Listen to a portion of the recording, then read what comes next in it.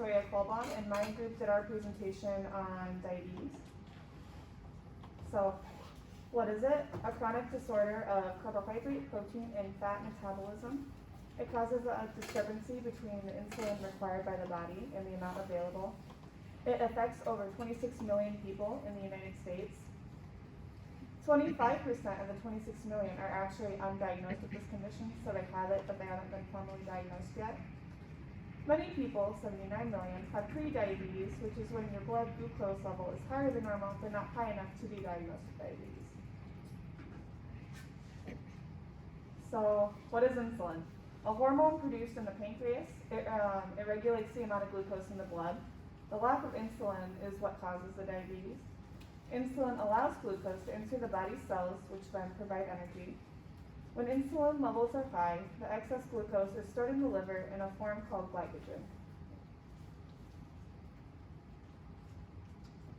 So, some causes of type 2 diabetes include high blood pressure, pancreatic diseases, obesity, age, genetic predisposition, stress, sedentary lifestyle, unhealthy food, and medicine. And diabetes affects,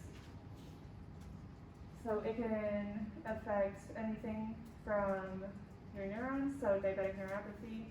You can have retinopathy. You can actually have a stroke from it too if you develop enough complications.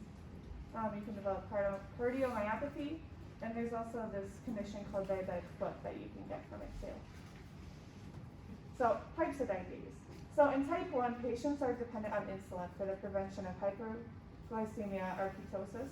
So they're completely insulin dependent. And 10 to 20% of patients have type 1 diabetes, so it is much less common than the other type, type 2. This type 1 diabetes usually occurs before the age of 20. Diabetic ketoacidosis is life-threatening. And the beta cells of the pancreas have insulitis, which is a pancreatic inflammatory response with beta cell destruction. This type can be malnutrition related, so this type of diabetes occurs in underdeveloped countries with a history of malnutrition. The other type of diabetes is type 2, and in this type, patients are not dependent on insulin, but this type can result in insulin resistance or impaired insulin secretion. It is the most common type of diabetes, with 80% to 90% of patients having this type. It usually occurs after the age of 40. And with this type of diabetes, beta cells have no insulitis, and resistance to the insulin occurs in the target cells instead.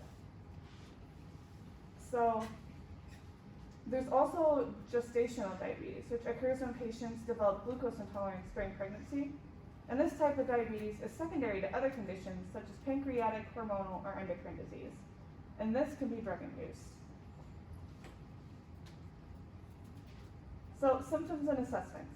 For your assessment, you're going to establish if the patient has had unusual weight gain or weight loss. If the patient is female, you should establish if the patient is not pregnant, because, like I said, the gestational diabetes is a thing.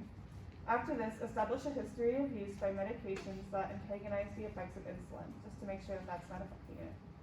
Ask if the patient has experienced any of the following symptoms: fatigue, excessive thirst, excessive urination, or excessive hunger. You should also ask if the patient has experienced any recent itching or blurred vision, as well as if they have experienced any visual difficulties, kidney problems, or changes in circulation and sensation to the extremities. The most common symptoms are polydipsia, polyuria, and polyphagia. The patient with type 1 diabetes may have weight loss, muscle wasting, and loss of subcutaneous fat. The patient with type 2, in contrast, may have thin limbs with fatty deposits around the neck, face, and abdomen. Causes. The cause of diabetes is not known, but genetic, autoimmune, viral, environmental, and socioeconomic factors have all been implicated in the development of this disease. Most likely, diabetes type 1 is an autoimmune response in patients with genetic susceptibility. Following an environmental stimulus, such as virus or bacteria, antibodies attack the beta cells of the pancreas and cause insulitis. Conversely, it is thought that type 2 is caused by hereditary insulin resistance or abnormal insulin production. If insulin resistance is acquired rather than inherited, it is usually the result of obesity. Factors related to the development of type 2 diabetes include obesity, environmental pollutants, low birth weight, and an energy-dense diet.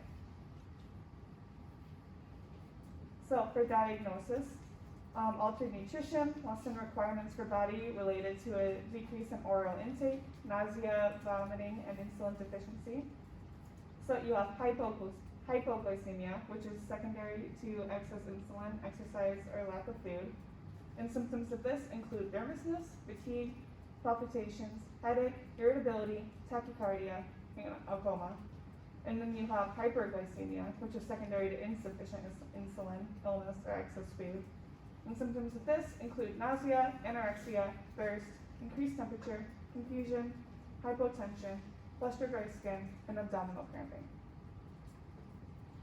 So for treatment of hypoglycemia, what you want to do is provide rapid absorption of glucose. So what you do is you eat graham crackers, hard candy, sugar cubes, fruit juice, or you can drink some cola.